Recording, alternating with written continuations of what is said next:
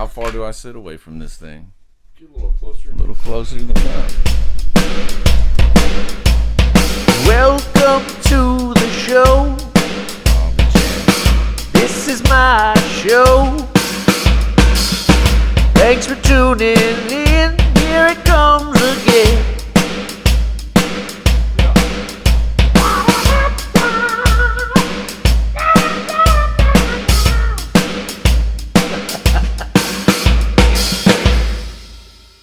Hello, everybody. I have Micah Malone in the studio today. What's up, man? I enjoyed the intro track. I was cracking up last time when I listened to that, when I was listening to one with you and Will on there. Yeah. And that sounded like a good time. Yeah. Yeah, man. So, we talked a little bit about your daughter. I was just going to ask how the family was in general.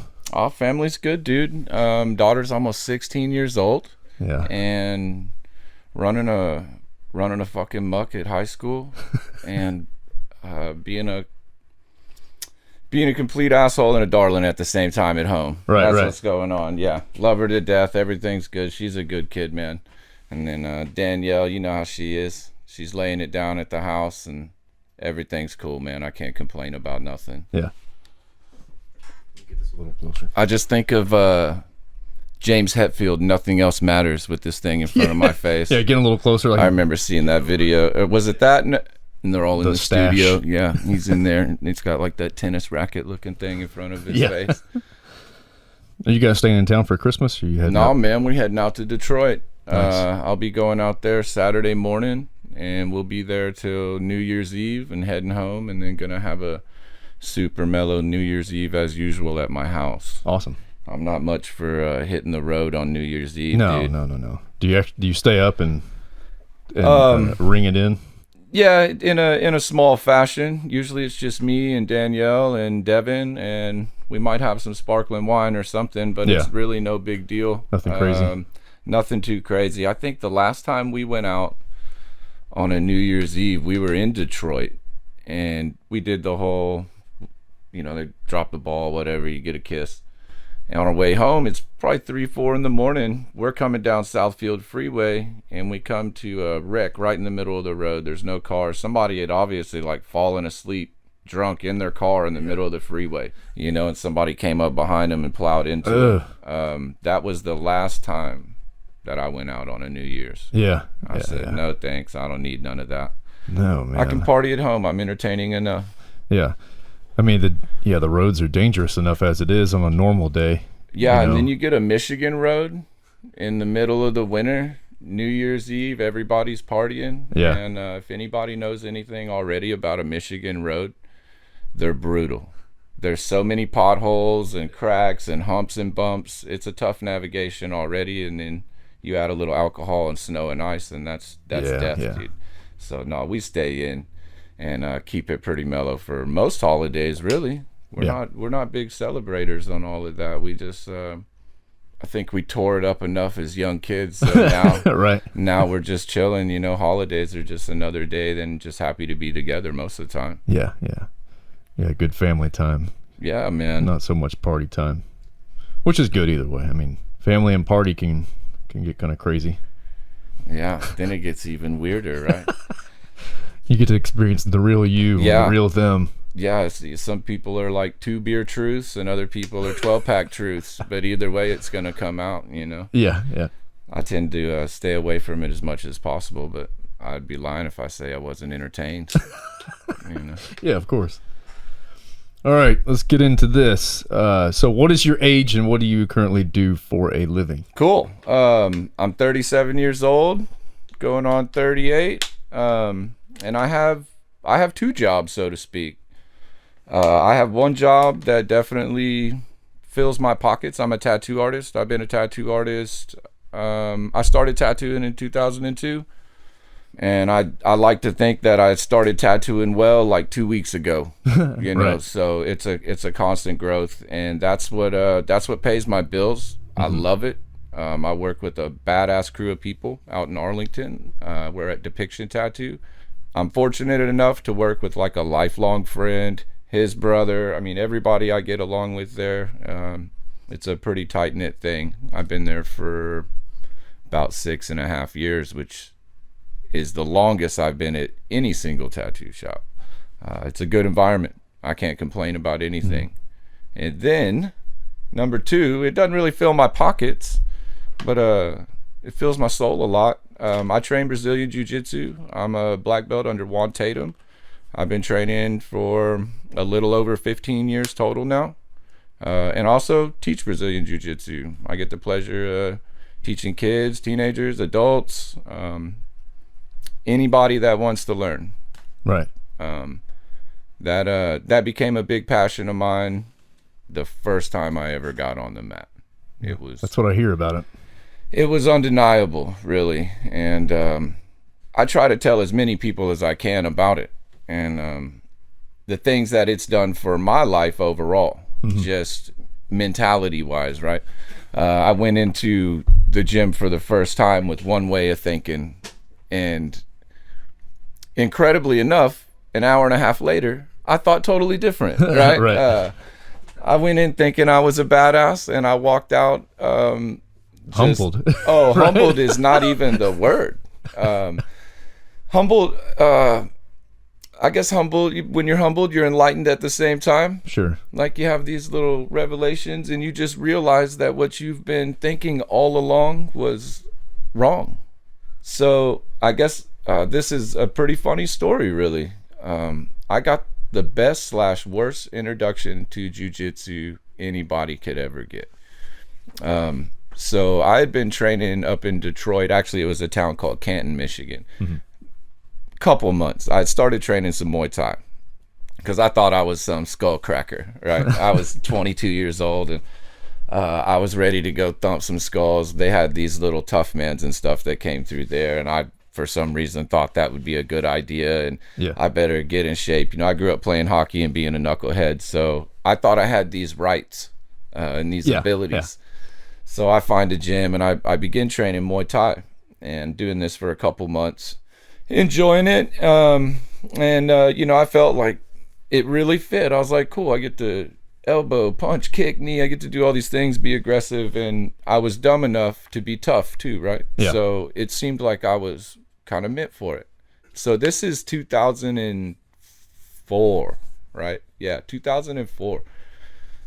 There wasn't a lot of gyms around like nowadays. There weren't just loads of black belts in a metroplex or even in a state. You had to find them out. So I was lucky enough to start training at a good school originally, even the Muay Thai. I didn't know nothing about what I was looking for. I just found the place that I guess looked the best, and when I went in there the first time, felt the best, right? They were pretty welcoming. Everybody was cool. So I used to train in Canton.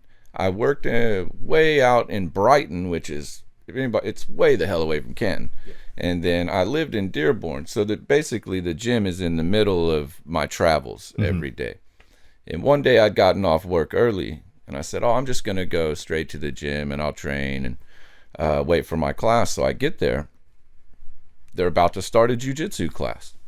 And this coach, his name's Brian. Man, I wish I could remember your last name, homie. I just can't. But his name was Brian. And he said, well, man, since you're here, why don't you come do jiu-jitsu? I said, cool. I've wrestled around with my friends, and I've gotten people in headlocks. Right. And, and I really, honestly, truly thought that I was about to go in there and roll some people. Like, I thought and if I wasn't going to do that, I was going to be competitive. Yeah, you're going to hold your own. They're going to know my name, kind of like that. They'll remember me. And oddly enough, at the end of the story, they definitely remembered me. But, and at that time, I was bigger than I am now. I was really into lifting weights. I was close to 190 pounds and thought I was just an ox, right? So get in there and get through the warm-ups, which was a struggle because they're awkward. It's not that they're necessarily cardiovascular demanding, right? You're not just sitting there huffing and puffing, but the movements are new. So we get through that. We get through technique, and then the real benefit of jiu-jitsu right off the bat over any other martial art, I believe, hands down, is that every time you do a class, you get to spar, you go live. We call it rolling, right? You get to roll, you get to grapple. And so at the end of the class, this is what's happening. And during the technique, I'd been partnered up with this he was a kid, really. He was 15 years old, and he had this green belt around his waist, right? So at the time, I know nothing about kids and belts and Jiu Jitsu and all this. And he was a bigger kid, but I'm not going to blow it. He was big in the form of 145 pounds. We'll say that. Sure. This fucker strummed me, dude. I was a knucklehead, right? So I'm coming hard, and I'm trying to do any kind of bully thing I can to just smash on this teenager. Right. And this fucking kid strums me, dude. He's like over and over. He's arm barring me, and then somewhere in the round, he gets me in what I know now to be a triangle choke. My brain, right? I can remember this like yesterday, Rusty. It's one of the best days of my life. My brain, I remember when this kid got his legs like up around my head and arms and stuff. I thought, what's he gonna like try to squeeze my head off? I'm thinking I got a hard fucking skull. What's he gonna do? And that's kind of the last I remember. All right, because this little fucker put me to sleep. And the next thing I remember is there was that dude Brian, and I had another coach. His name was Adelaide. They were holding my feet, and one dude's like rubbing up on my chest, getting me to wake up. Yeah. And I come back to, and they're grinning ear to ear, right? Because here's this tattooed asshole comes in thinking he's hot shit, and this little teenager puts me out. Right? Yeah. And I remember them waking me up, and then I'm like, whoa, what happened, dude? And they're like, oh, you got choked out. That's a triangle choke. You got to start tapping to this stuff. And okay, whatever. So I humbly have a seat on the side, and I'm trying to regather really what happened, and get my faculties about me. And I end up being like, well, man, I got to go to the restroom, and I go to the restroom and I just throw up. Like, I'm so exhausted, right? Yeah. And kind of just blown away, and I throw up all in the bathroom, and I come out, and class is about over. I know I didn't do another round after that. I probably sat over there huffing and puffing, seeing stars on the side of the mats. And then class is over, and I talked to that dude Brian only because he wants to talk to me, mind you. I'm so exhausted that I can barely get words out. In my hands, I just feel them shaking, and my legs ain't got any more energy. And I go out and I get in my car finally after this dude gives me a nice tongue lashing about needing to tap and, humility and all of this. Right. And I go out in my car and I drive around to the back of the gym because that's as far as I could fucking get. There was no way I was driving home. I needed some rest, dude. And I went around to the back of the gym, and I was so tired, and I was sitting there, and I called Dustin. I called my brother. And, he's living in Texas, and I'm up in Detroit. And I just told him, I said, dude, you'll never fucking believe what just happened to me. Like, listen to this. Like, look. And he laughed his ass off. And that was kind of it, for me. There's one or two things that are going to happen for people in those situations. They're either going to never come back. They've been embarrassed, and they don't know how to accept being embarrassed. Right. And then they tell their friends that was bullshit, and because their homies weren't there, right? They don't know what really happened. He ain't gonna go tell his homies he got choked out by a little kid. He's gonna go and probably talk it up that it wasn't that hard, and he got through, and he even submitted somebody with a blue belt or whatever around. He's gonna make fun of the color of belts, and mind you, this green belt on this kid, it's because he's a kid. All right, we don't give adults green belts and shit. It's a youth belt. So I got choked out by a youth. But or you're either gonna bail and talk shit, or you're gonna come back, embrace, and you're just gonna accept what happened. Right. And my mentality, my whole life, I'm pretty stubborn, right, in one way or another, or in a lot of fucking ways. So my mentality wouldn't let me do that. Right. If I was 6 foot tall before, I was 3 foot tall after. Sure. I felt insecure about what was going on around me anymore. I immediately realized that I was full of shit. this is a hard realization, okay, for anybody, I think, at any level, just to say, man, I'm in danger. Yeah. At all times, I'm in danger. Who knows what these people know? And I've been popping off for years. Yeah. I've been talking shit for years, and I was a rowdy kid, and up through my teens and into my 20s, I grew up playing hockey, and I kind of had a job to do, and my job was to start some shit. That's just what it was. So I had that thing going on, and then when I got shown the light, I just couldn't turn away. Yeah, I couldn't do it, man. So sure, I start going back, and at the time this happened, I was like super heavy into a band. I was playing in a band, right? A death metal band. I was a drummer for a band, and we were practicing every day, and we had just recorded some stuff, and we had all these visions of things we wanted to do, right? Yeah. And that almost stopped because it was weird. Like my mind said, what am I doing with this music? I'm having fun. That's what I'm doing. I'm having fun with music and the guys I was playing with. One of the guys in particular I was playing with, who is still a professional musician nowadays, he was looking to do something else. He wanted to play music. That's what he wanted to do. Right. He's an incredible musician. Shout out Krez, motherfucker. One of my best friends in the world. And I had to, Jiu Jitsu took over. It just said, I gotta know this, and I can't waste my time on something that I'm not going anywhere with. Right. That's just fun. Just fun. It's just fun. Not that it's a waste of time, because it's not. I was playing my drums last night. I still play a little bit here and there. I have fun with it, but I don't dedicate my time to being the best, or as best as I can be, right? Yeah. That's not what my energy went to. And I noticed then that was like something that made my decision for me. That and the huge mistake of being talked into entering a Guitar Center drum competition. That was the other fucking thing that said, dude, why are you wasting your time? Okay. So that didn't go well? It just, dude, I got suckered into this, right? Me and my wife are at Guitar Center. We're in the drum room. I'm buying some shit, something like that. There's this dude named Dave who worked in there in the drum section. And he comes up to me and he's like, yo, hey, what's up? We're bullshitting. And he's like, what are you doing tonight? And I said, oh, no, shit, just got off work, chilling. And he said, well, somebody dropped out of this drum competition. Would you like to take their spot? And in my naivete,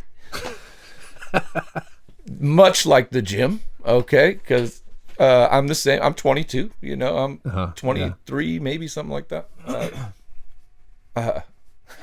Yeah. I'll show everybody up. I'm gonna show these dudes what death metal's all about.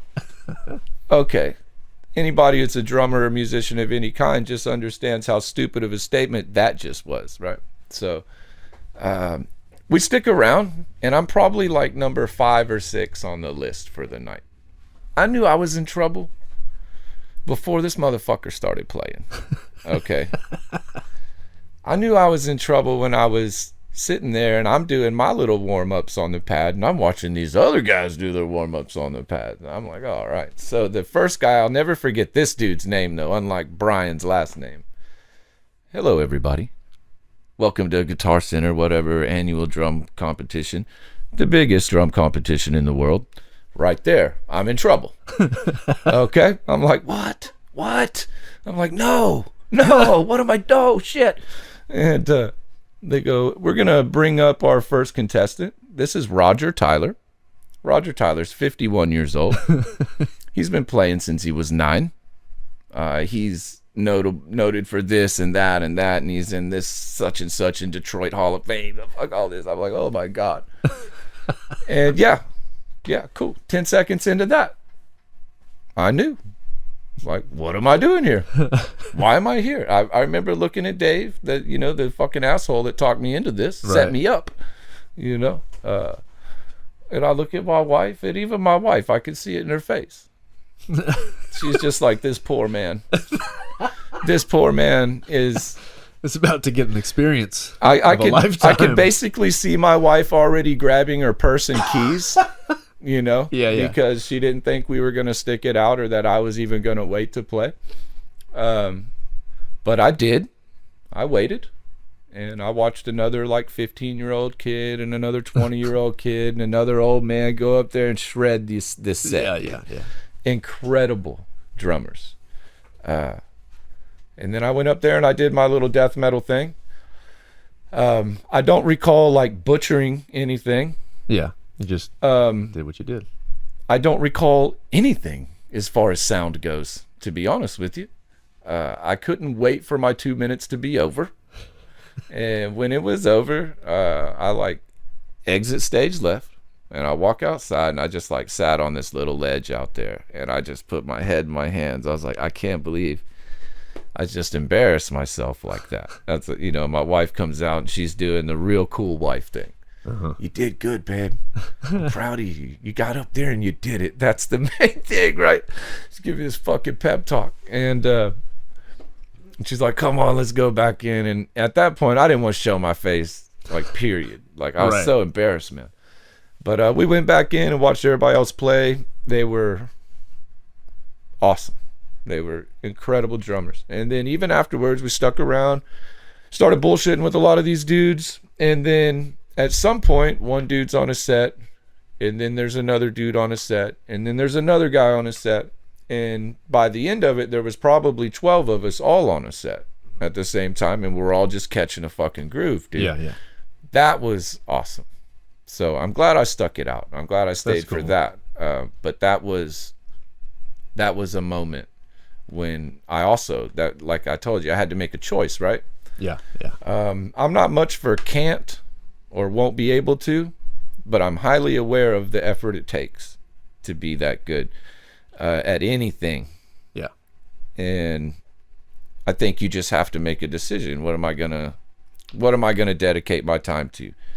And back to jiu-jitsu, these were my options. Right. These were my passions at the time. And excuse me, jiu-jitsu won. It won in a big way for me, really. It changed my whole outlook. On what I had been doing and who I was and who I was becoming. I didn't, and still to this day, I don't feel I was on a path that was going downhill. It was quite the opposite. I was on the rise for many years, in a sense, mentally and maturity wise, right? Growing up. Yeah. I had done a lot of stupid shit when I was younger, dumbass shit. So by my early 20s, I'd already kind of been through a ton. Yeah. And I figured I was doing what I needed to do and making a living, taking care of my family, building a family.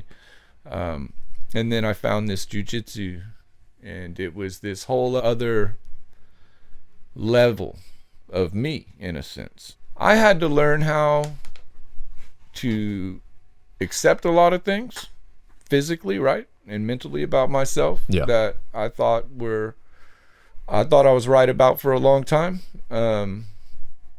It made me assess the way that I approached people in general after that. Yeah. I a lot of fucking hardcore shit when I was younger I went through. So I think you develop a certain mentality. And luckily enough, when I was younger, I had a lot of people that supported me and led me in the right direction and helped me make some decisions that changed my life drastically. And I'm fortunate enough to have listened to them at that time. But I went from one extreme to the other. I went from being this out of control maniac kid from a young age into my late teens and all that to I'm not going to eat sugar. I'm not going to smoke a cigarette. I'm not eating any kind of sweets.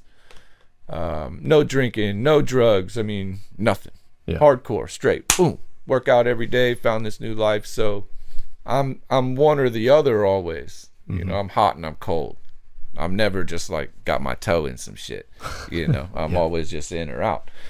And jiu-jitsu helped me figure a balance out after that. Okay. Because even at that time, I was super hardcore just the way I thought. I didn't have any time for bullshit. I didn't want to hear your fucking sob story. I was on a mission, right? And you were in my fucking way. That was an exterior I needed to build at that time to even confront some of the demons and shit that was going on when I was younger. It ran its course. I don't know how long it would have lasted if I hadn't found jiu-jitsu. Right. If that makes any sense. Yeah. I don't know how long I would have kept up how I was acting if somebody hadn't showed me the truth. And it made sense to me physically first because I was a knucklehead. Yeah.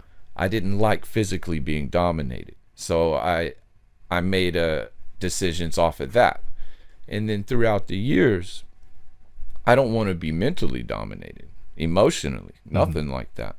There is a grit, dude, that long-time jiu-jitsu people have just to be comfortable in a bad situation. Yeah, right. We figure that out physically first, and then it starts to build mentally. And when you leave there, some things don't seem to be as big of a problem. When shit gets rough, you can kind of just kick back, and you learn to take a breath and think about it and just say, I could do this, you know. Yeah. I can figure this out. I'll get out of here, you know. I just got to chill out a little bit. I got to think my way out of this, not react and not just fight my way out of this. I got to think my way out of that. And because that's the same with like rolling, right? I mean, you're not just trying to pin. It's a matter of, I mean, you have to think about what you're doing and what they're doing and process everything. Yeah, it's on the fly. It's on the fly, but it's very calculated, right? When you've been training for a while. Like chess or something, right? It is. I'm a horrible chess player. But I like to feel that I'm pretty decent at jiu-jitsu, that I've been able to figure some things out. And what I figured out is how to chill out. Right. How to relax. That's good. How to relax and just handle a situation or a position for what it is at the time. Yeah. And not think too much about what happened, and not even think too much about what's gonna happen. Just the moment. Yes. Right now, this motherfucker is trying to choke me, and right now I'm getting smashed. Chill out, brother. Chill out. Kick back, and think your way out of this. Don't react. And yeah, that's huge. It's big.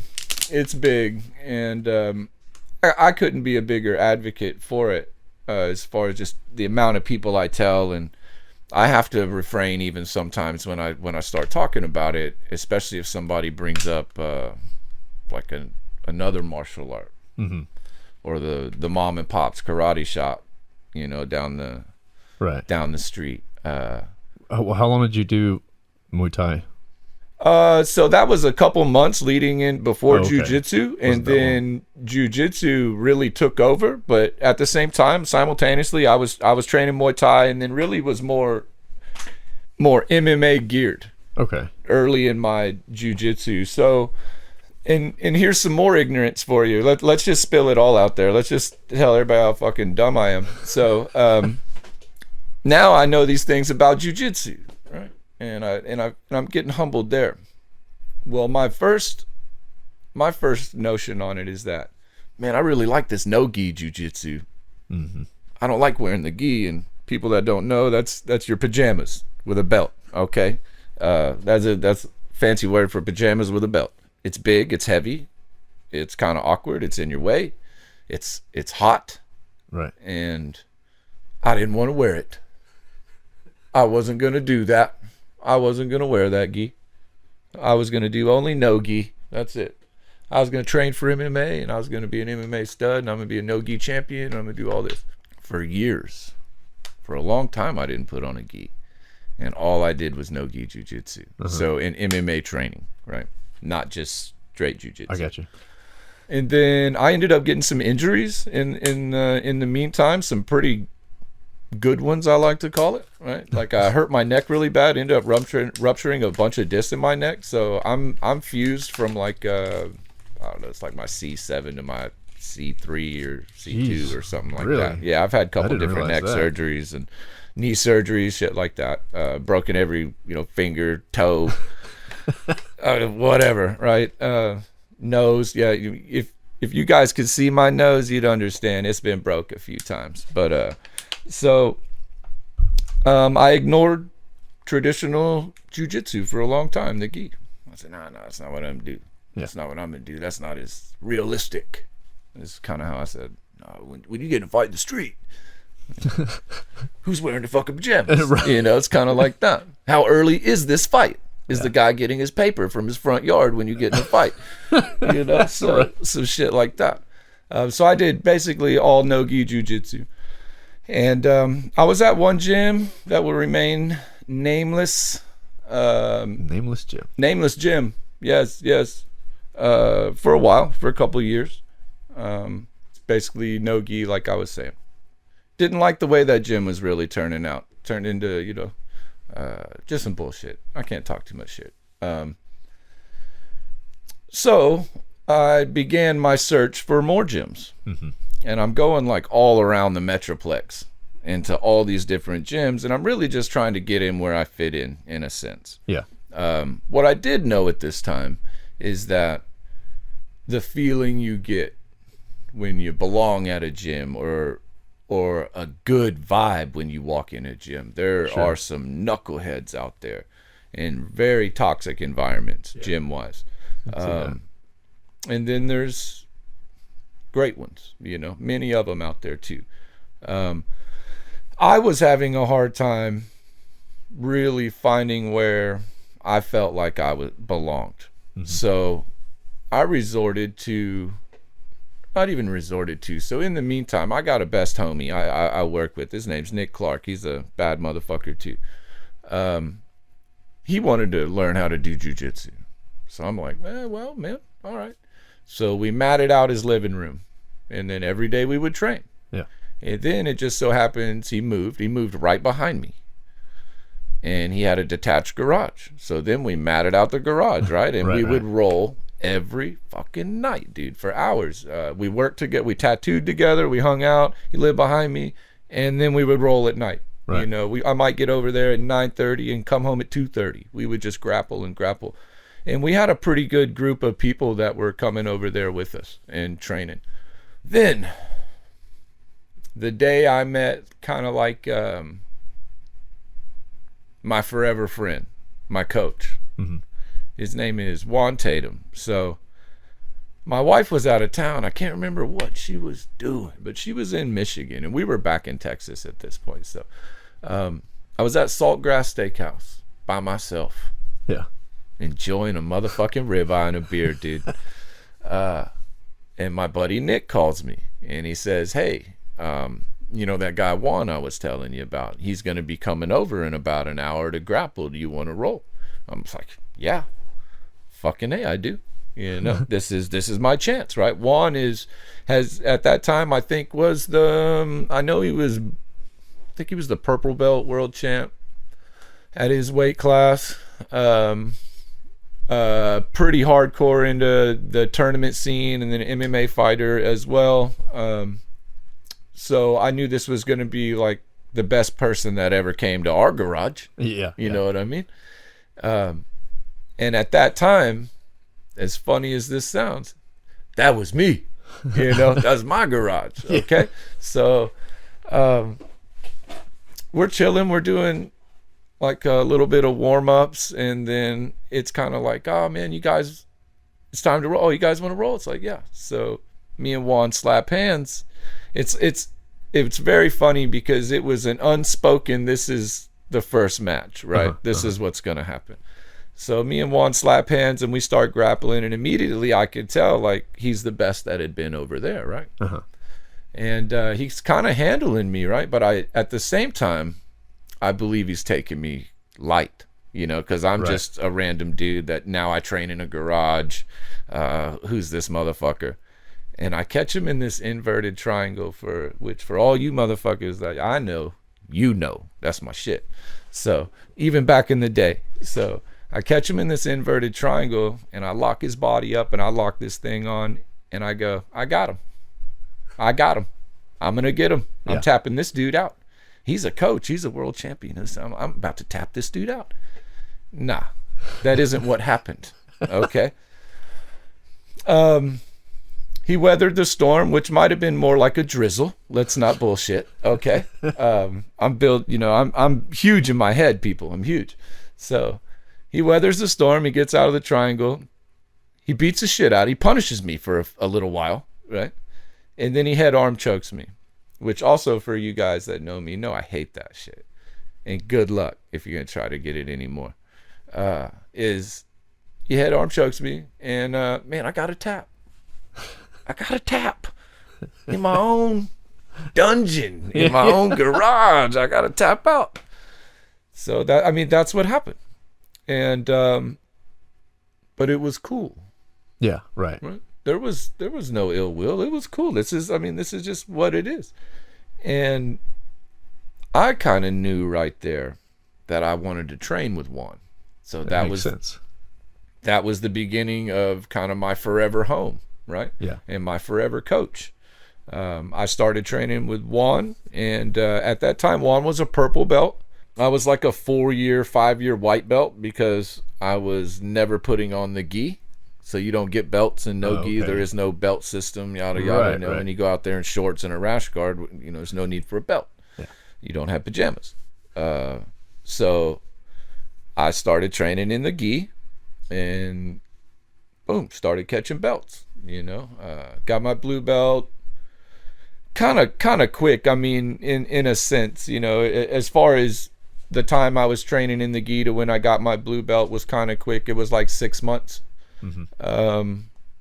But I did have a lot of grappling experience, so I wasn't just a total fish out of water. My blue to purple was definitely longer than that. And then purple to brown, shoot, man, I don't know. I think purple to brown was like 3 years maybe. Oh, wow. Something like that. And then my brown to black was about the same. I got my black belt. Overall, I had been training like 13 years when I got my black belt. Nice. And I'm the first black belt under Juan. I was the first one he's ever been able to give out. So that was like a huge deal for me. Yeah. It was a huge surprise when it happened. I didn't have a clue what's happening. You never do, or at least you shouldn't. We don't have an announcement that it's ranking day and show up and get your stripe and shit like that. So you never really know when it's going to happen. And my wife was there, which was incredible because even though I'd been grappling 13 years, my wife never seen me grapple. She's like, whatever, you having fun. Yeah. Boys will be boys, right? Just don't go do your rolling around. Yeah, don't come home bitching to me, when you're hurt. Yeah. And she's definitely had to come pick me up from the gym before because I can't drive my car because I blew my fucking knee out or, oh, no. Separated my ribs again or whatever. She's put up with a lot. Yeah. As far as all that goes. And I've been at peak ever since then. And I've had the luxury of training beside a lot of awesome people. Getting to know some really incredible people. There's the types of people that walk through the door you could never guess. You could never just say these are the type of people that go to do jiu-jitsu, go to gyms. So you meet all sorts of different people. Once I started coaching, then that's when I was even more in love. Sure. Right. Even more in love. When I got the opportunity to start teaching these kids, holy shit. I didn't even know how incredible it would be. So I dove in head first, like everything, and maybe I missed a couple really cool things about it. Whenever I found jiu-jitsu, and we had come back to Texas, there was a point where I was done doing what I was doing work-wise. Like I'd done carpentry my whole life. My Terry, Terry owns a business. I had done that since I was like 12 years old. It's all I'd ever done. Cabinets and fucking trim and framing and remodel, you name it. Right. So there came a point where I was pretty good at what I was doing jiu-jitsu wise. I was making a lot of progress. So I thought, right, that I wanted to do it full time. And so I talked with my wife, and incredibly enough, she said, do it. And I quit my job. I made more money. I was the one who made the majority of the money at that time. I made good money. I made more money than I make today, you know, at a young age. And she said, do it, you know, fucking do it, man. And I did. I quit my job. And I just started training jiu-jitsu. And then that kind of led to tattooing. Yeah. That's really not the beginning of my tattooing, but the beginning of me needing to take it serious, you know, and make a living out of it. And as has been so famously quoted, instead of blasting asses in the basement, I was gonna be at a real shiny establishment with a sign and everything. Right. And that was another adventure, you know, getting into that. And I know you and I had that connection kind of early on. You know, you're an artist. You like to draw, man. You were getting into tattoos, and it's that's another fine art, right? Yeah. That's another thing. Am I going to dedicate my time to this? Yeah, that's why I don't now, because I couldn't justify all that. Well, you did good though. You had some people got a kind of an ability early, or maybe a leg up sometimes, you know, an easier start, and then some things are harder. Yeah. But how much time did you want to dedicate to it? Yeah. You know, I needed to dedicate a lot more, and I wanted to do it the right way. So that's why, you know, it didn't make sense for me. I couldn't abandon everything else at the time. And then you're a fucking shredder. You know what I mean? You're a shredder. You grab that guitar and you just tear it up. That's the other thing, you know, if I had to choose, well, it's going to be either music or tattooing, you know, because I have to dedicate that time really towards tattooing if I want to make it worth it and be able to make some money off of it one day, and not just, like you say, you know, just do it out of the house or something. And you've got a good living, you know, you've got a trade that you've also worked on for a long time. That's hard to pass up. Yeah. It was a crazy thing when I quit doing carpentry, because that's kind of all I ever knew, you know, tattooing wise. I started tattooing in 2002, but like shit. You know what I mean? Yeah. Like shit, man. I got into it and told maybe some of the not the best practices early on. You know, I didn't have the best coach early on. The dude was cool as shit, but cool only goes so far. Oh yeah. And so I took the long road on that too. Early on, I didn't really look at it as a living, like I was going to make a living doing it. Yeah. I got you. I had in my head, I was always going to be a carpenter, you know, and that's what I was going to do. And one day I was going to own my own business like that, and then just have things on the side I like doing for fun. Yeah. Nobody is a good musician on the side for fun. Nobody is a good anything on the side for fun, right? Yeah. If you're going to be good at it, then you need to obsess, right, and really get down to it, and keep yourself up at night about it, right, and think and question and write shit down, and then get back to it, and look at what you did last week, and take what you can from it, but try to get better. Right. You know, you never made it. Nobody ever made it, really, you know, anywhere. Where are we going? Where did I make it to? I don't fucking know. Yeah. You know? And where's it? Yeah, what constitutes it? Yeah, I made it, Mom. No, probably not. I mean, that's how I feel about this stuff. I mean, it's not even just the podcast. It's just about getting information out. Like, I have such more of a passion now to learn and experience things from different people's perspectives, because kind of the same maybe mentality that you were talking about. Not that I was a know-it-all, but you know, I thought that I might know more than this person, or I can hold my own in this realm here, and whatever, and just not willing to learn and take every bit of advice that I was probably given a chance to absorb at some point, but I just decided not to. Wouldn't that be incredible if we absorbed all the advice? Yeah, it's in there. It's still in there somewhere. It was just there, and you just got to access it again. Yeah, and, that's the way I feel about the memory in your brain. It's hard to. It's like I can't locate that file in my head. Sometimes I need something to help guide me to it, and it might be there.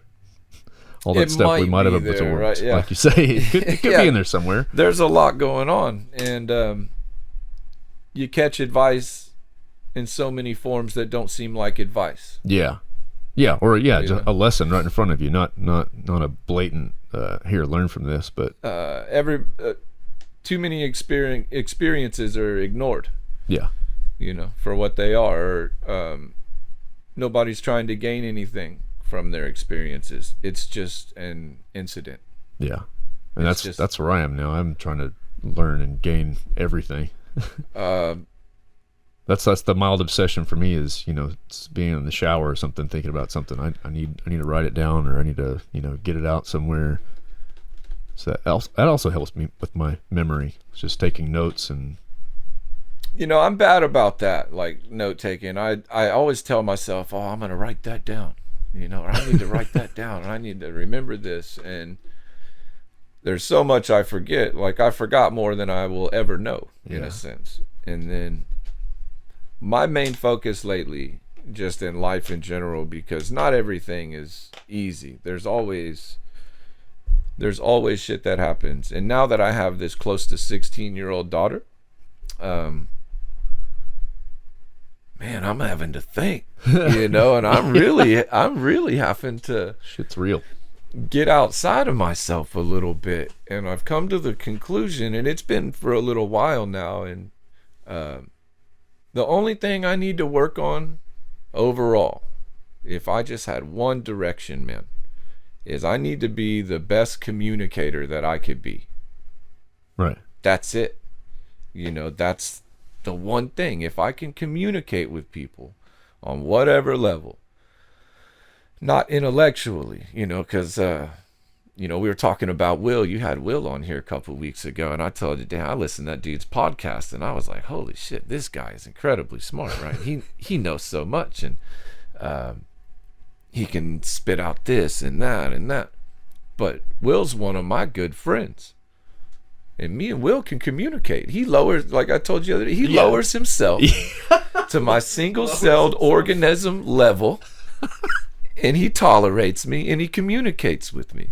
Yeah. And I've never ever felt like less than, or he's trying to match wits or anything like that. Will's just a good dude. It's a good dude, and he's easy to talk to, but I'm talking with that dude. I'm talking with it. And Jiu Jitsu is the same. Coaching over the years, like I said, I know tons of people, different types of people. And to be able to have the opportunity to communicate with them is awesome. Yeah.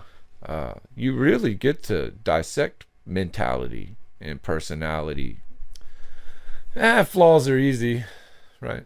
Flaws are like in your face. That's the easy part, But I think temperament and things like that, those are the ones I like better. I like to learn what people are made of, kind of how they're wired. Sure. And I do that physically a lot too. I like that. Right, you figure out what exactly somebody's brain is made of when you're grappling too. Yeah. When you're fucking them up, you're grinding the face right off of their skull, and are they gonna give up, or are they just gonna keep hanging with it? Yeah. And that'd be my problem. So I wouldn't go in head first and think that I could hold my own. I'd be scared that someone's about to. You don't know how fragile my knee is. You don't know how fragile my back is. Yeah. I'm going to hurt myself because then it might be a pride thing. I might think that I have an upper hand somehow. And then, just like you said, somebody going light with you or whatever. I would say 99% of injuries are pride based. Sure. Right? Yeah. Have to be. I can damn near say 100% of mine. Yeah, because all you have to do is tap, right? That is true. I can tell you one injury that wasn't my fault. I was asleep, and that's why it wasn't my fault. My dog jumped on my leg one time. Like I was sleeping on my belly. She jumped and landed on my heel, and it turned my knee out and just blew my knee out again. That's the one you said again. So again. It was, yeah. Oh, it was. Yeah, that was after surgeries, and blew it out again. If you saw my knee, it's like if it was possible for your knee to have a set of titties on the back of it, that's what my knee looks like. Like it looks like the Christmas Story lamp. Like it's just it's fucking gross. So yeah, but that's just part of it. Maybe one day I'll get it taken care of again, but I'm not looking forward to a knee surgery anytime soon again. Yeah. I can tape it up and do what I gotta do, so yeah, we're good. And then most of the time I don't even tape it up. It is what it is. It turns around 180 degrees and it grosses people out. It makes snap, crackles, and pops all the time. Cool, I like it. You know, just is it painful when it does all that, or are you just used to it? Not all the time. Sometimes it is. You know, I get more pain in my knee, like when I wake up. Yeah, in the morning after I've been asleep or something, right. Or if I've been sitting down for a while. I may have more injuries from jiu-jitsu, but I have more pain from tattooing. Just sitting there. Yeah. How's that on the back? It's horrible. Yeah. It's horrible. That's another reason why I'm glad I didn't do that, because all the construction's screwed up my back, you know, Sure. It's from the start, so I'm just not in a good position. Even, you know, recording stuff, sitting here with the guitar and reaching over with the keyboard or adjusting shit on the speakers or whatever, just that leaning over. Well, then, but you know, like while you're jamming or something, you get in a zone, right? Yeah, right. And then you don't even know you've been there for a minute. Exactly, yeah. And next thing you know, set the guitar down and, oh man, I can't move. My last kind of bad neck injury was from tattooing. It wasn't even from jiu-jitsu. You know, I'd been tattooing for a few hours, and I guess I just was sitting in one spot too long, kind of hunched over and kinked up. Yeah. And then I went just a turn and hit my rinse cup real quick. That was it. It just locked up. I remember it shot a pain up my neck, and I was screwed up for a couple months, dude. After that, even with massage or therapy or whatever, it was just bad. And, that's scary, man. So those are my biggest pains, are long tattooing sessions when I'm ignoring how I should be sitting. Yeah. You know, and how often I or should just take a break. forgetting how you're sitting. Or forgetting. Yeah. You get in the mode and you're just kind of letting things fly, and next thing you know, you've been there for an hour and a half in that one spot. Yeah. And then you go to move and no bueno, man. it don't roll like that. Man, I had a whole bunch of stuff written down on this thing, but you've touched on almost all of it on your own. Cool. All right. Yeah. I didn't really know how this was gonna go. No, I didn't either. It's always I just have a lot of stuff, you know, just in case if there's not a natural conversation or anything, or we just both get a little microphone shy. I'm not much of a modest person, you know, so that's probably not that hard. Well, I think you're a good storyteller too. Thanks. Maybe I got some fucking cool stories. I don't know, you know. Cool shit happens all the time, dude. It does. You know what I mean? And we've known each other for a long time. You were married to my cousin at one point. Yeah, that's what I was going to mention for those who didn't know that. Yeah. How does that work? Are we ex cousin-in-law? Well, cousin-in-law in general is a real fucking weird thing to say, right? Because it's not like I would introduce you as that. Like, hey, this is even when you guys were married, this is my cousin-in-law. Yeah. And with no offense in mind, I wouldn't even say you were my fucking cousin if you guys were married at the time. I was like, this is my cousin's husband. This is Rusty. You know, the whole changing into families is kind of funny, right? Yeah. I mean, can stepsisters still be hot? I mean, you know, and can your kind of married in cousin still be hot? I mean, is that okay? You know? Yeah. So let's not put a label on it. That just makes it weird. Right. Yeah. When I wake up sweaty at night, you know, it makes it weirder if I think they have some kind of family affiliation. Right. But yeah, known each other for a while, man. And shit, we've jammed together a few times too. Yeah. You know, been able to do that a little bit. Yeah, I mean, regardless of ex business or whatever, that's I always consider you guys family anyway. You guys are fun to hang out with. Yeah, always. You still come around and everything, and it's I haven't talked to Dustin in a little while. No shit, I was just over there. Was it last weekend? I go over Is there. he doing all right? Oh yeah, man, he's getting around. Hop along. Yeah. All right. Is he still doing any training or no?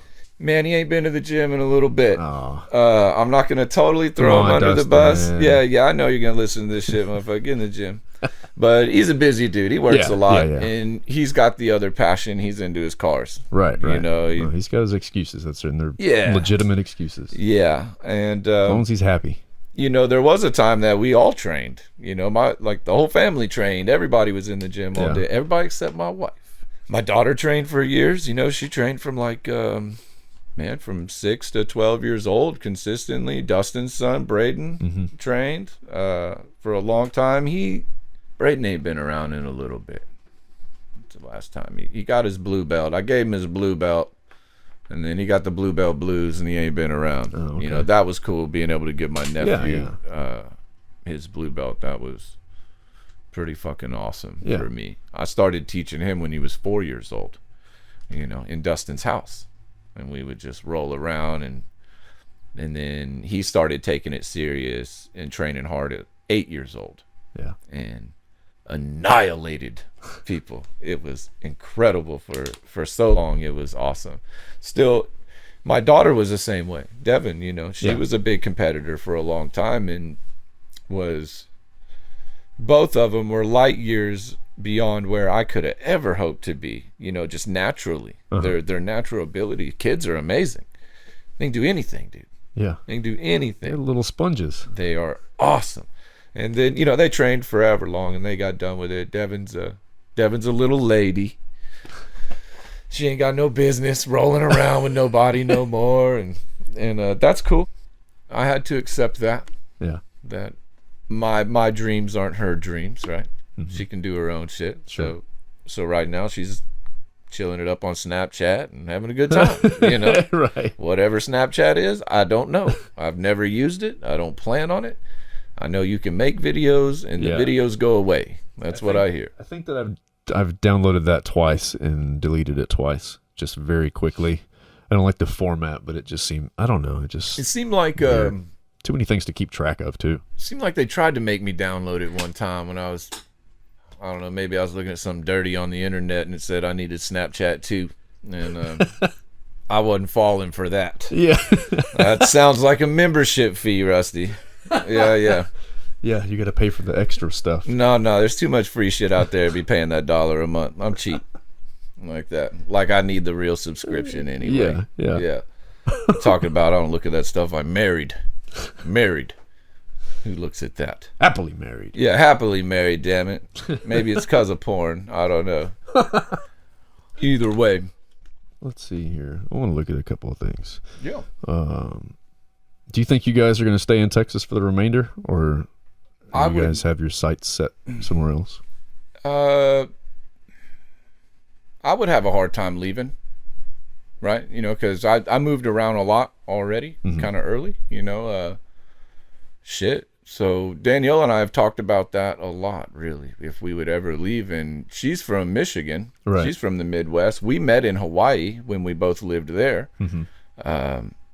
She fucking loves Texas, dude. Yeah. Loves it. She thinks it's the best. That's awesome. You know, so she doesn't have any intentions, or we don't have any plans on moving states. You know, we've been around and traveled and gone other places, and man, when you come back to Texas, dude, it's its own thing. Yeah. It's not like anywhere else, you know.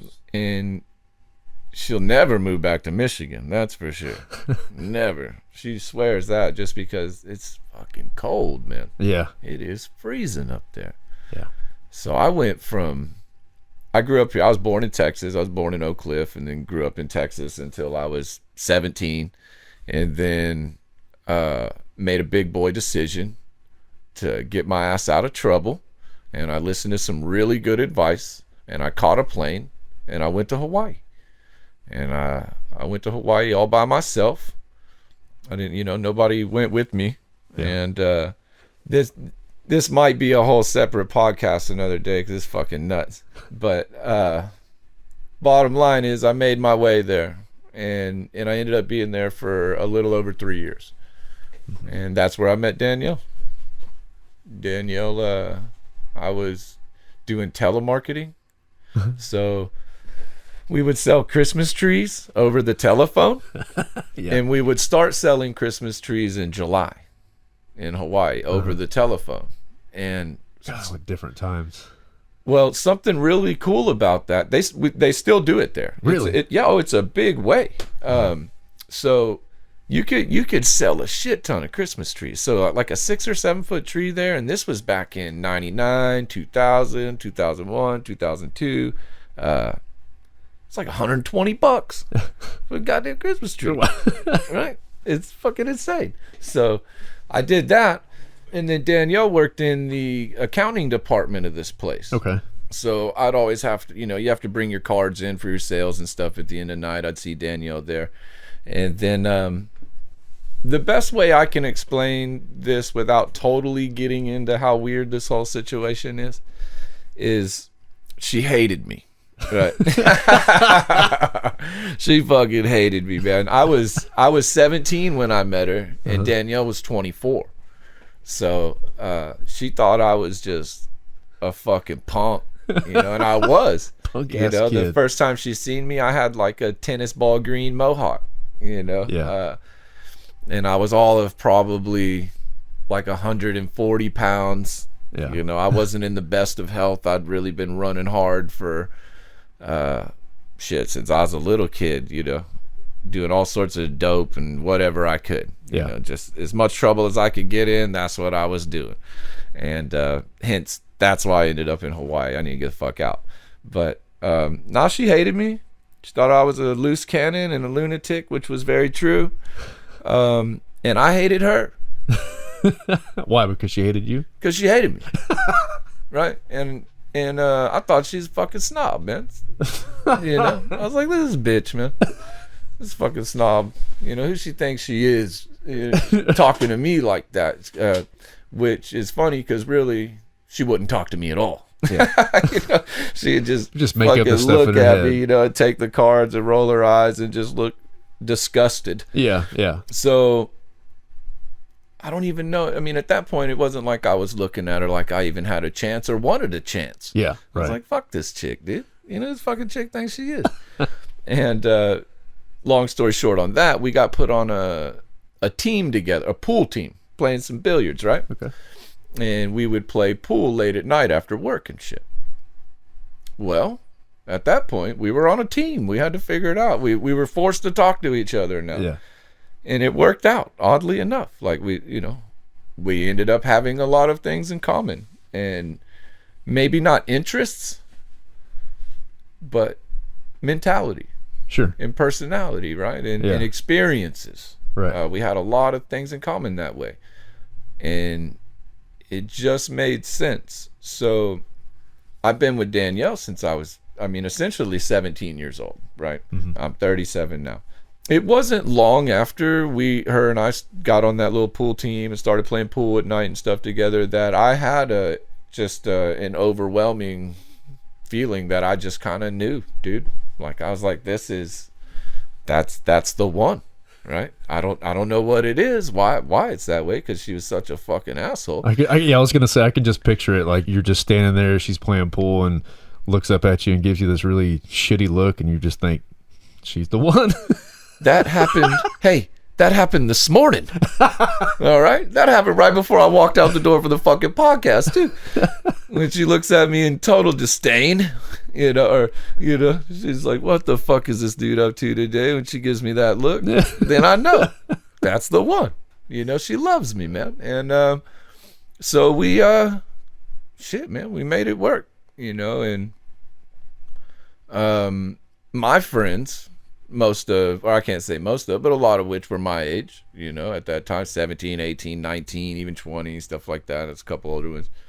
We're all like pretty pumped. They're like, fucking big fish, Malone. Like, right on, dude. You're scoring the older chick. This girl's got a job, she got a car, she got an education, all of this. And her friends are like, what the fuck is your problem? Right. This is a boy, this is a little boy over here. Crazy boy. So we caught a lot of shit Yeah. early on for that. So we lived in Hawaii together in an interesting environment for, roughly 3 years, something like that. Actually, more like 2.5.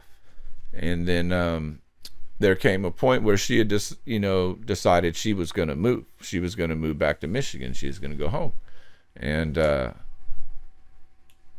I wasn't at a point to where I could really move and do that yet. So we just kind of made a deal, like this is what I want. Is this what you want? We made a deal to be exclusive. I guess that's what they fucking say now. It's exclusive.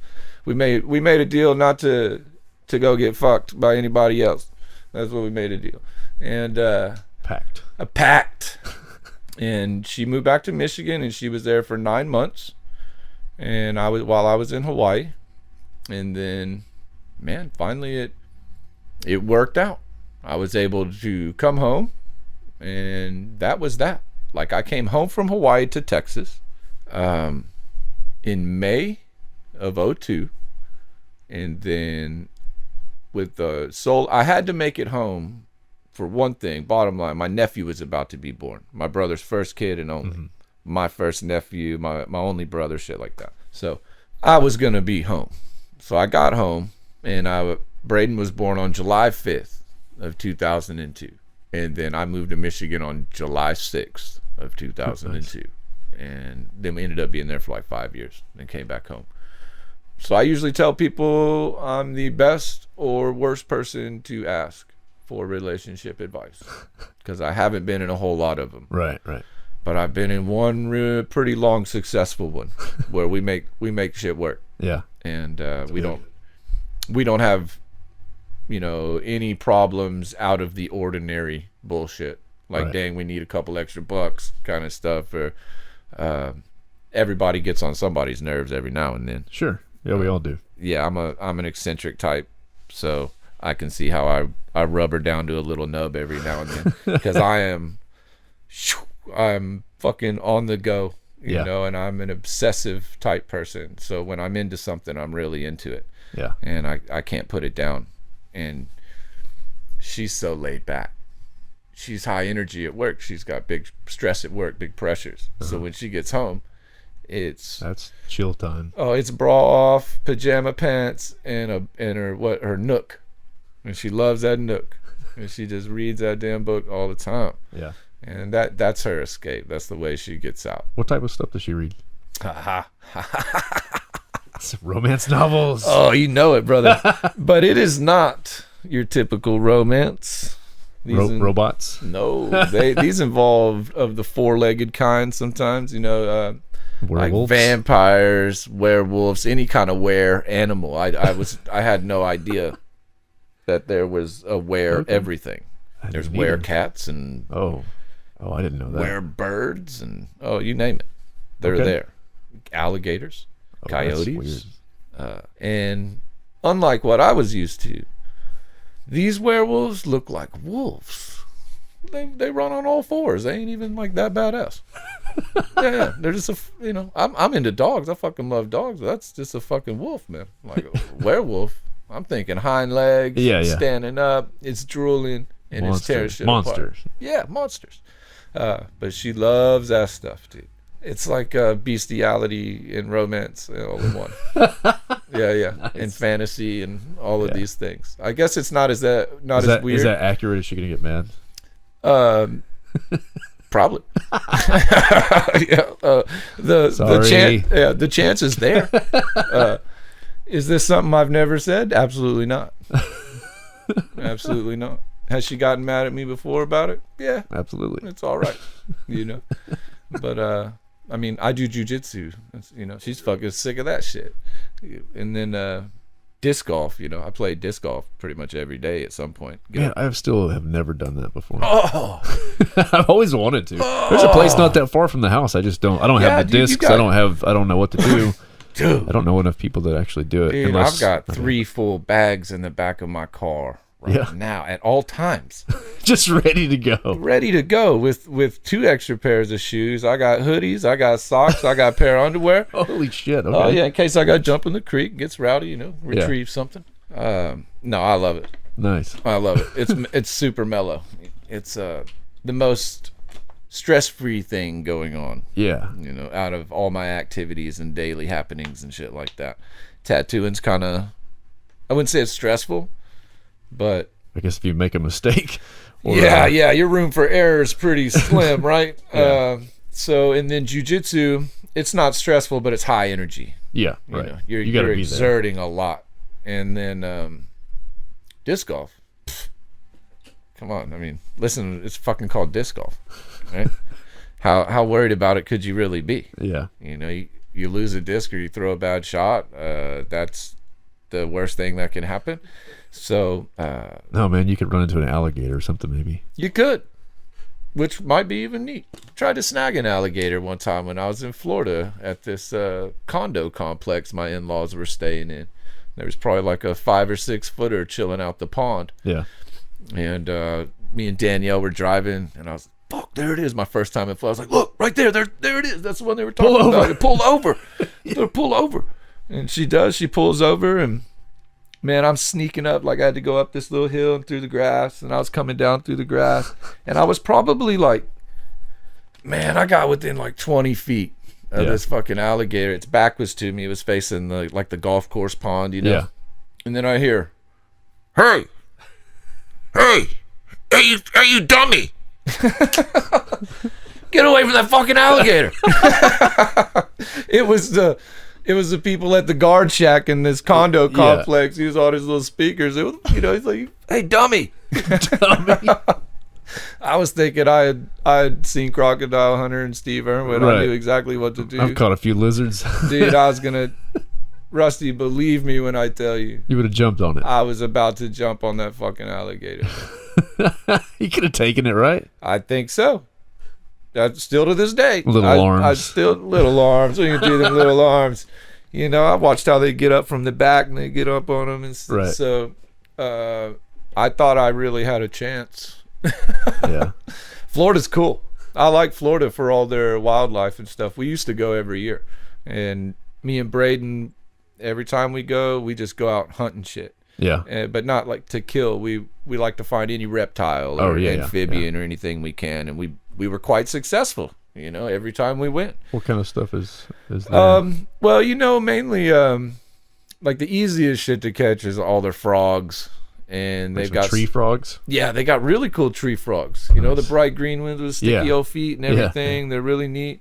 So I really like the tree frogs. And then they're basically like a rat snake, like long black rat snakes. Yeah. Those are fun to catch because they're really fast.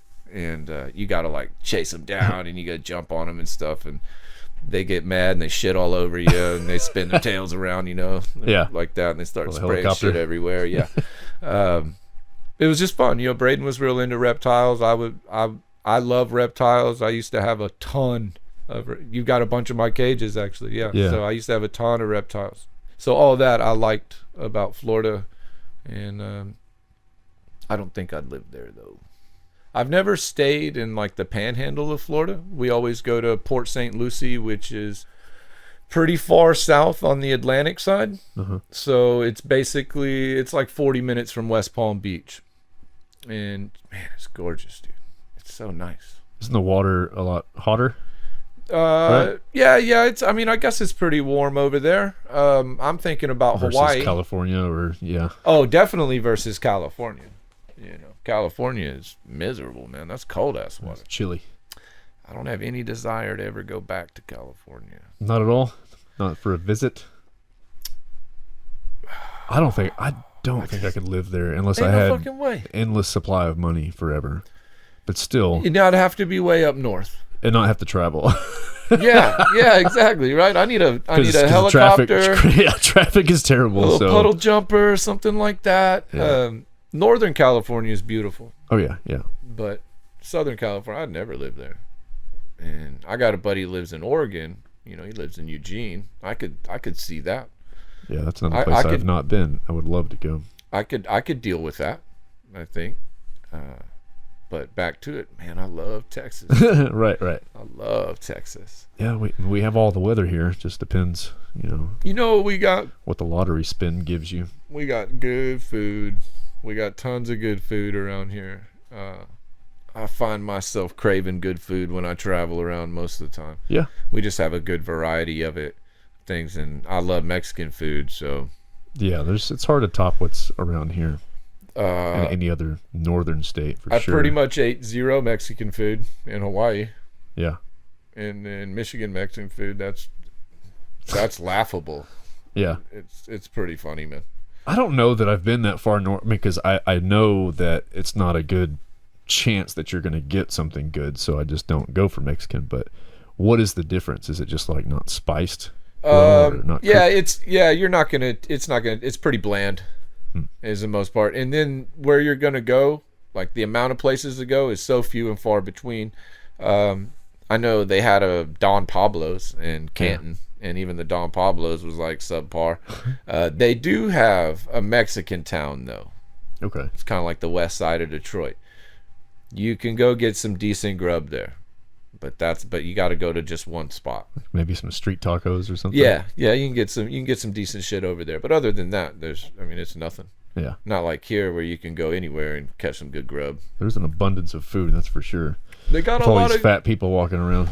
They got a lot of good Middle Eastern food there, though. If you're into really? that, they have one of the largest Middle Eastern populations in the country, I believe. Like maybe the largest in Dearborn and throughout Detroit. Yeah, that's some good food. It's not too bad. I'm into the meats. I'm down with their meats. Slice that shit up. Some lamb. Lamb is delicious. Yeah. They also have a lot of good Greek foods in Detroit. Greek restaurants. Nice. Pegasus is a pretty good place to go. And they had this one major chain, I think it was called Lashish in Michigan, that got exposed for like supplying Al Qaeda and stuff. Oh no. Yeah, they're supplying Whoops. funds. I'm pretty sure that's right. I don't care if I'm wrong though. Maybe Okay. Yeah. But I'm pretty sure I heard that right. Since we were talking about reptiles and stuff, what is your animal situation like right now? Well, I only have one reptile anymore. I went from like 40 to 1. I got rid of pretty much everything except my first one. I've got a Colombian red-tailed boa named Cheese. He's fucking sweet, and he's about 7 foot long. Nice. He's a big old boy. And then I got 4 dogs and 2 cats. I'm recently down from 5 dogs. Oh yeah, you did lose one. I'm sorry. Yes, like How old was that dog? Man, this is rough, homie. He was about to be 5. Damn, I was gonna say he wasn't that old. No, this was okay. So this is hardcore. This is I love my dogs, right? You love them same way you love your dogs. Right. We have a Catahoula, and she got knocked up by a pit bull that broke down the fucking back door to my house. And while she was in heat and took care of business, right? So we ended up keeping 2 puppies from that, Bolt and Bones. Bolt was the runt. He's a dark, real beautiful black dog. And then Bones was the chunk. He was enormous. He was the biggest puppy out of all of them. So we kept those 2. They've grown up together. And then over like this last, man, dude, it's been like a year and a half almost. Well, maybe 2 years really. There's a real battle for authority, but really coming from just one of the dogs. It was coming from Bones. And man, fights would break out here and there. And then what would happen is when we would go out of town and somebody be staying at our house, a fight would break out like almost every time. Yeah. And bad ones. Not just like little ones, bad ones where tendons are fucking ripped out. Oh wow. Yeah, multiple stitches and vet bills and visits, and we figured it was like a separation thing when we're gone. Even though we had somebody staying there that they were familiar with, this kept happening. Yeah. Well, then it became just because he wanted to. You know, and Bones was the instigator. He's always the one starting shit. He's the one that wants to fight. He's not the alpha, but he wants to be. Mm-hmm. He's a little smaller than Bolt. Bolt's like 87 pounds. Bones was like 75 pounds. They're both big boys. So I guess about a month ago, Danielle was out of town, and it was Dev and I at the house. her and I went to the gas station, which is literally a mile from the house. Went to the gas station, got her a fountain drink, come back, and shit has hit the fan. It has gone off. There is blood all over my kitchen. Well, first off, I walk around the corner, and I know something's not right because my wife's alarm's going off. It's like, static and shit. And I come around the corner, and Bones has his brother by the throat on the ground. And Bolt, the one on the ground, his tongue's just hanging out of his mouth, like dead as shit, right? Yeah. So I got to break this up, and I get Bones into the bathroom, and when I come back around to where Bolt's laying on the ground, he's not moving, I'm like, oh, man. And then he starts to kind of like shake and come to. Basically, he just got choked out. I mean, Bones was killing him. He was just going to kill him. Yeah. So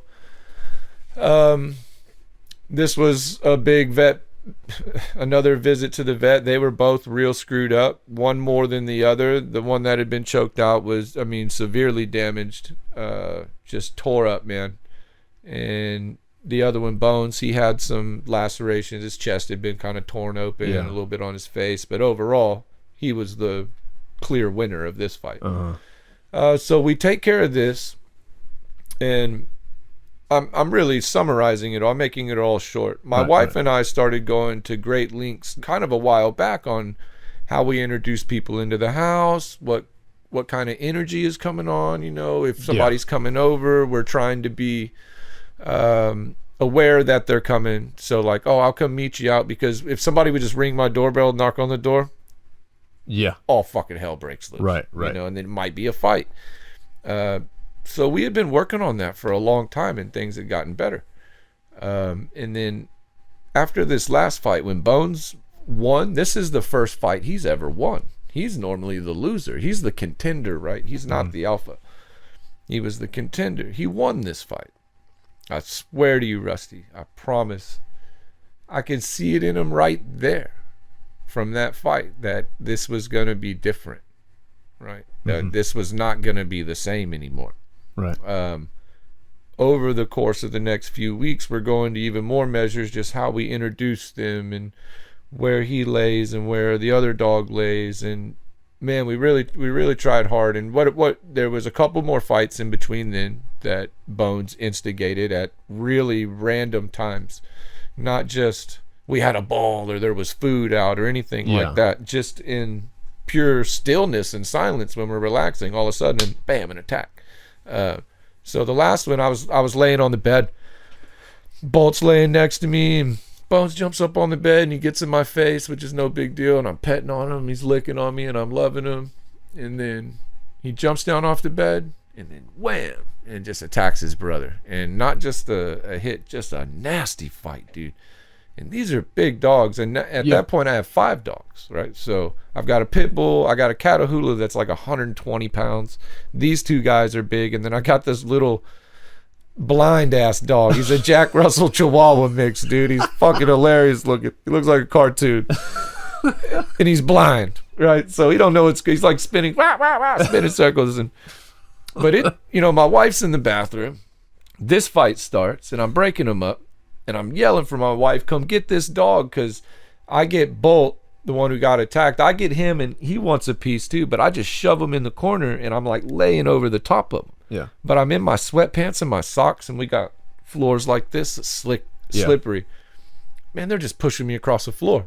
Like I'm having to like wrestle him back. They're pushing me across the floor, and Bones is jumping over my back and bites onto his brother, and man, we're fighting, and it takes a couple minutes to break this up.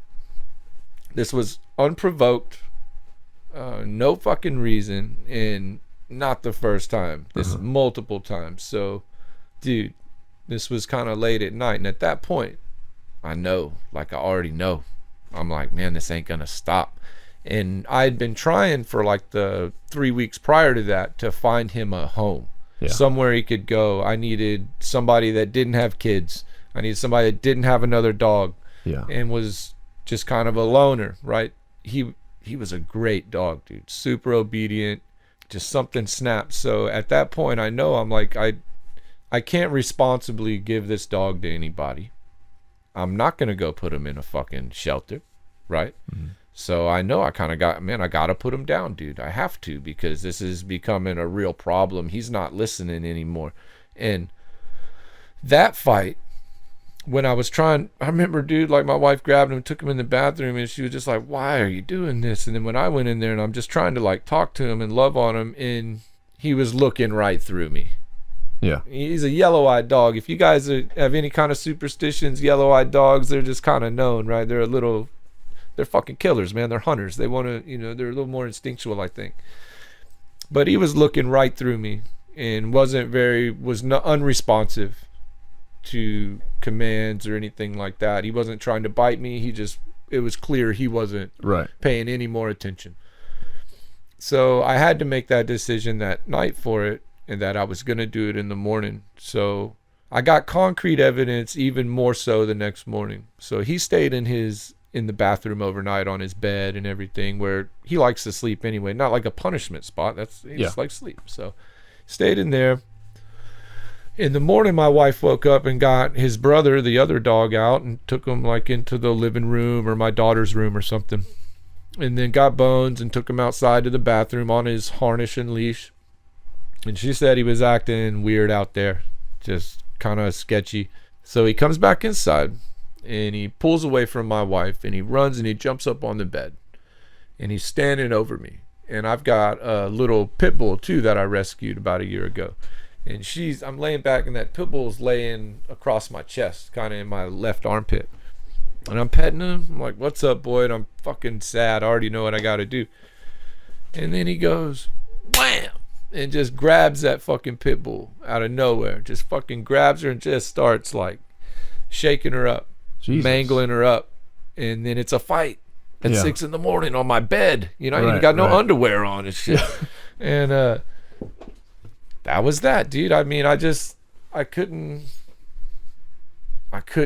risk it anymore, right? We had been dealing with it, like I said, for about a year and a half, just trying to figure out the best way. Right. So I had to put him down, and it was, dude. I can't imagine. Oh my gosh. I was so tore up. I just like held him, just said, sorry, dude. Sorry. I hated it. And I love animals. I love my dogs. Yeah. And I never thought I'd have to do that. Getting choked up even now. Love that motherfucker. But it is what it is. It was kind of just like the wild got into him. He had kind of made up his mind at that point. He wasn't gonna abide by anybody's rules. And I really think when he won that fight, that was it. He's like, I can do this again. He is alpha now. Yeah, and then he had never, like I said, he had never won a fight before, but started every single one of them. And he was just waiting for that day, just like you said. He won that one. That's what he was going for. It's just winning that fight. That's all it took. But then, when you get the taste of blood, I guess you just couldn't stop. It was hard. It was hard I feel like the biggest piece of shit. But at the same time, fuck, dude, I can't judge. I've never been in that situation. I never thought I just couldn't believe it's had to do it. That was like hard. You said. What if you gave that dog to somebody else? Then somebody's kid came over and it attacked the kid or something. I mean, and in all fairness, there wasn't a lot of people that he really liked in a sense, but he had never been an outwardly aggressive dog towards people at all. Right. If you were to come over to my house at first, he's gonna act like he's the baddest motherfucker on the block, and then within a minute or two, he's in your lap. And he was always like that. Right. He's just a big, intimidating, and I think he was insecure for some reason, and that was obvious from young with him that he was insecure, and I guess we just never figured it out, right? How to combat that or make him feel secure. He didn't lack anything. It's not like we kept him in a fucking cage. And I mean, that dog, we got 5 dogs in our bed every night. Okay, they don't sleep in kennels and shit. Yeah. His spot, he would jump up on the bed. Me and my wife would pick up the pillows at the head of the bed. Yeah. He would lay down. We threw our pillows on him, and we slept on him. He did not move. He would not move all night. And he did this for 5 years. His ass end would generally be over by my wife. Her pillows would be on him. His head is sticking out from between the pillows, and they would be on my left shoulder. This is how we slept for 5 fucking years. Right. All right. And then I got my little midget blind dog. He gets under the blankets, busts a little Yui, crashes up right by my knees, you know? And then my pit bull, she's up in my left armpit. Or really, let's not lie about this. I'm all up on her. She is so soft. She is so fucking soft for us. You never believe this dog's the softest. I'm spooning the shit out of this dog. I lay on, I'm just snuggling up. I love it. And then, you know, Bolt, he's laying down on the legs. Maggie, she gets up all 120 pounds. So these were not like... What kind of bed do you have? You're going to shit. I got queen size bed. Yeah, it looks like a fucking bowl of Chex Mix when we're all in it. It is just piles of fur and people. Yeah. And I love it. And then I got a cat that, you know, when everybody's situated, he comes up there and makes his way too. And so I love animals, right? So it was hard, man. I even got my homie. Oh, I see that. Yeah, I had to get a new tattoo for my bones, you know, and then I got one for my other dog back there, my first dog, Samson.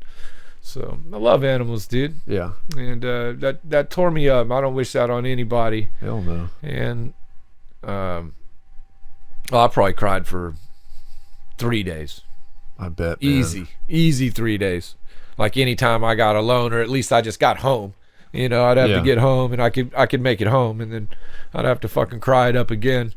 And these goddamn Facebook reminders every day, they don't fucking help anything, because you know, I was always taking pictures with my homies, my dogs and stuff, and it's like, son of a bitch. So no, that was rough. Damn it, man. I really overall, I can't wait for this year to be over, and we'll just be done. It was a rough year. Right. It was a rough year. There's a lot of crazy shit that happened this year. But that ain't no pity potty. It's also been a fantastic year. There's been a lot of really cool shit that's happened. And I can't complain. It would be selfish of me to complain about my position.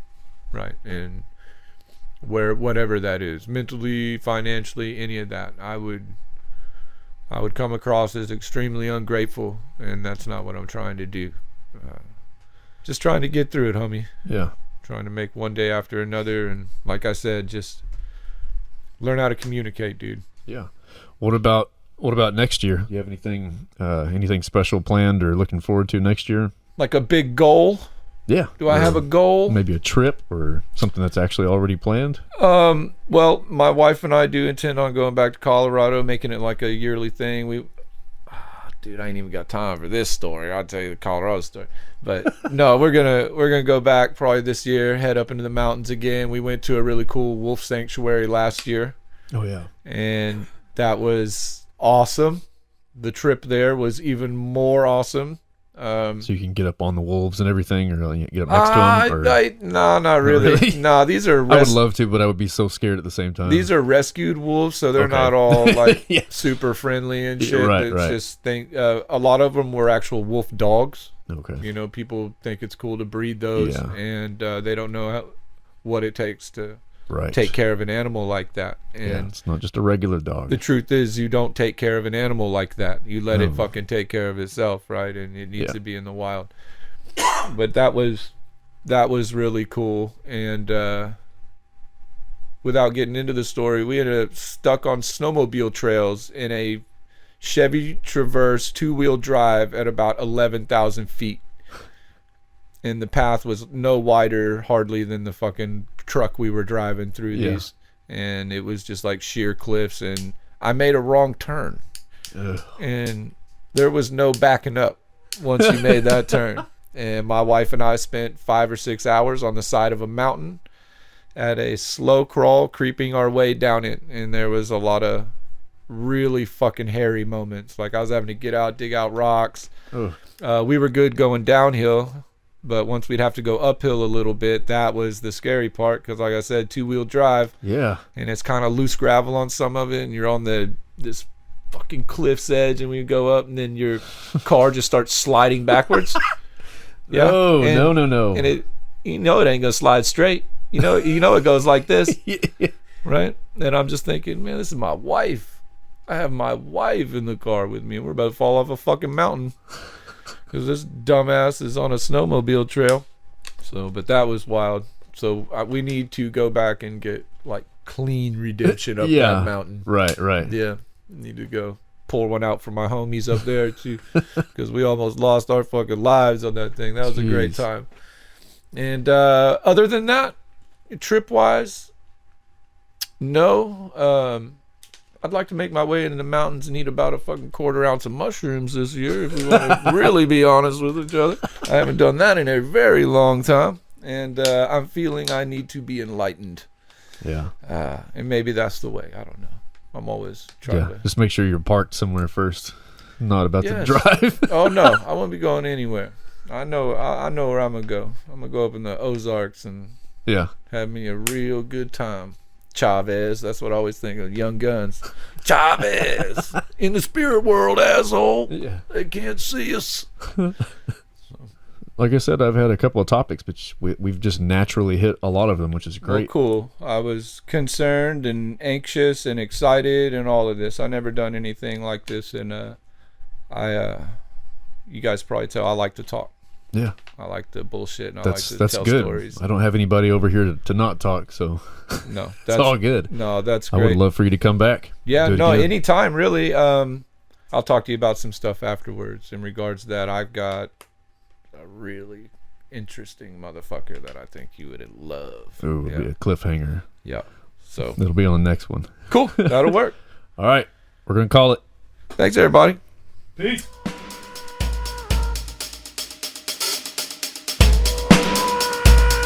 Rusty's Escape Pod.